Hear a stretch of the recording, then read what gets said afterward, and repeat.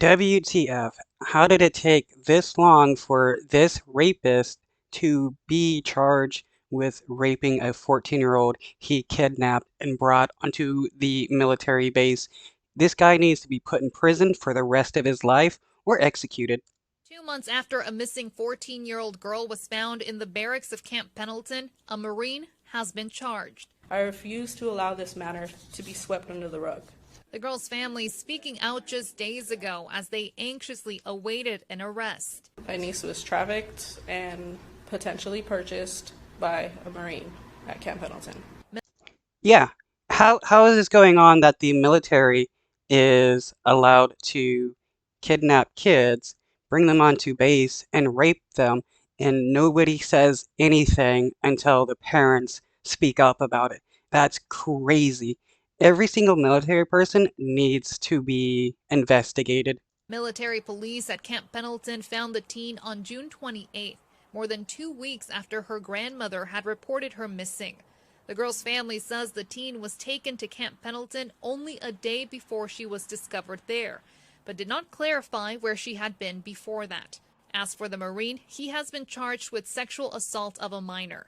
He was also charged with violating liberty restriction from a prior, unrelated case. Wow, so this guy has committed crimes before. If you're a military person and you commit one crime, you should be put in prison for the rest of your life. Sounds to me like he probably received some form of administrative disciplinary action prior to this and somehow violated that. That's Gary Bartell, a civilian lawyer who represents the military.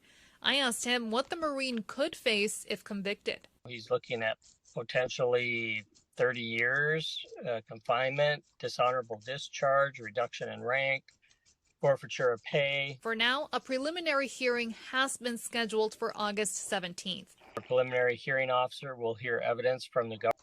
They need to put this guy in like a hardcore prison and let him get dealt with by the civilian population there because they will deal with him like he should be dealt with. Government and the defense. And then that preliminary hearing officer will make a decision as to whether or not there's probable cause that the accused committed the offense for which he's charged. And then we'll make a recommendation as to whether it should go to a court-martial or if some other action should be taken, if any. As for the teen's family, they continue to ask for transparency and accountability. It is a public case. It needs to be made public.